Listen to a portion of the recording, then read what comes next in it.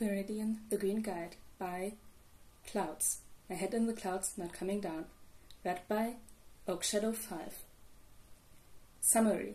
After his dream is finally crushed, Izuku isn't quite sure there's anything left for him to live for. But he can't exactly kill himself either, not without hurting the people he cares the most about. So, when he realizes that the Quirkless can't technically be vigilantes, it seems like the best of both worlds. He'll be able to save people even without being a hero, and if he happens to die while he's at it, well, like Kachan said, maybe he'd be born with a quirk in the leg's knife.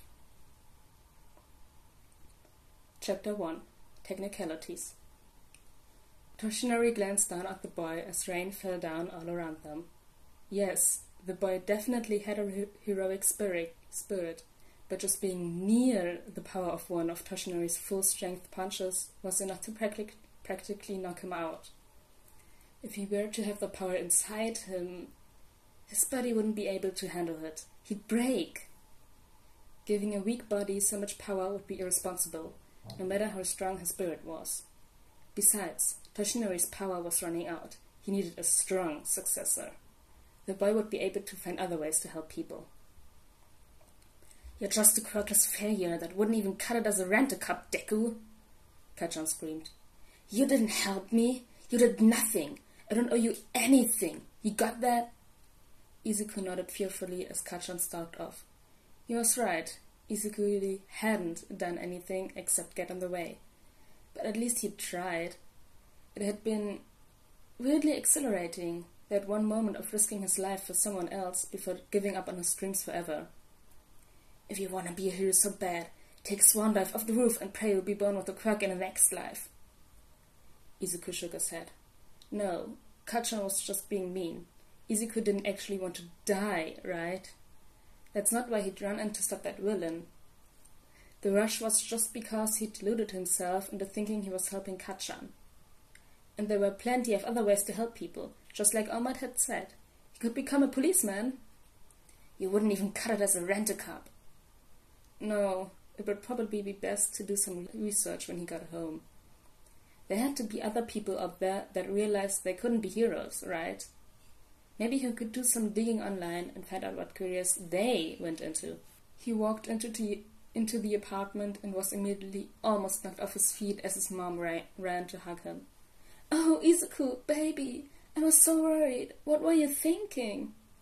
"I guess I wasn't," Izuku chuckled. "Sorry, Mom." After finally convincing his crying mother that he was, in fact, alive and well, he took a shower and then sat down with his laptop to look into alternate careers. The question now was what to type in the search engine. What to do when you can't be a hero?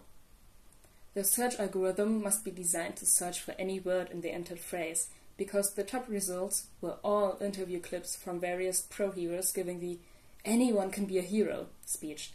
Lies. Halfway down the page, however, Izuku finally saw a result that looked halfway like what he was actually searching for. He clicked on the link and it took him to a thread on one of the hero forums. A user a few years ago had asked, "I just took the exams for several different hero courses and didn't get in. Being a hero was all I ever wanted to do, so what should I do now that it isn't an option?" Well, Izuku hadn't quite gotten to the point of actually taking the UA entrance exam, but the rest applied pretty well. He scrolled through the various answers. A lot of them just offered kind lessons and told the asker to talk to the career counselor at their school.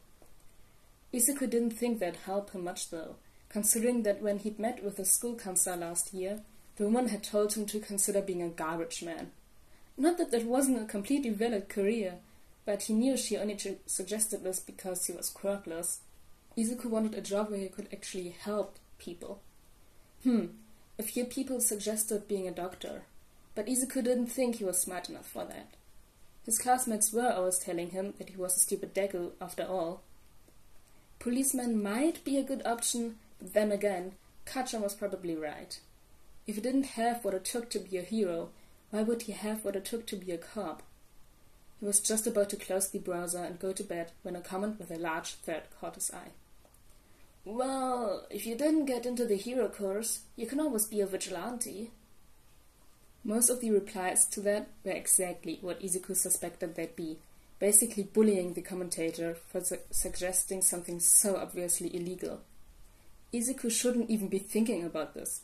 He was in enough trouble for running into this situation earlier, but... Wait, wasn't that vigilantism too? They probably let him off easily because he's a kid, and it was obviously the first time he'd done something like that. But I feel of almost dying to save someone else. Izuku opened another tab. It wouldn't hurt to do some more research on vigilantes, right? The more he learned, the more he'd understand that this was a completely stupid idea that he absolutely should not do. It was obviously stupidly dangerous and had a very good chance of killing him. Right? There wasn't a whole lot of information on particular vigilantes, at least not as much as there was on the legal heroes. Heroism was often based on fame, but apparently most vigilantes didn't get very popular. But popularity wasn't very important to Izuku. He didn't really need to be popular to be happy. Fame was for people like Kachan who deserved it. Then, around midnight, Izuku read a research paper about a group a few years ago called the Nuruhata Vigilantes. It was by a college student who apparently hadn't gone on to do any more serious research, but it did give a decent overview of vigilantism in general and how illegal heroes were seen by the general population. According to the Japanese government, vigilantism is defined as using one's quirk in an unauthorized act of heroism.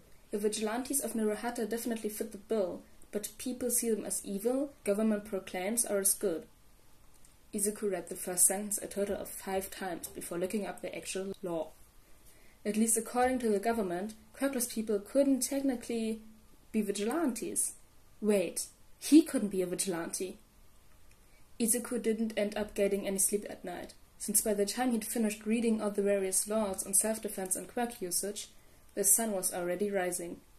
He should still probably find some way to conceal his identity, since he didn't want to make his mother worry. But, well, there was no law preventing him from risking his life to help people. Yay! It's my first time doing a podfic, so I hope you enjoyed it. English is not my first language, it's my second language. I'm from Germany, so yeah, you could probably hear that. Good rest of the day, guys. Bye! Hey, outtakes! Summary. After her Toshinori glanced... What's up with me? The question now was what... I can't. It's not my first language, okay. Most of the replies to that were exactly what Izuku suspected. Gosh. Most of the replies to that were exactly what Izuku says. I can't.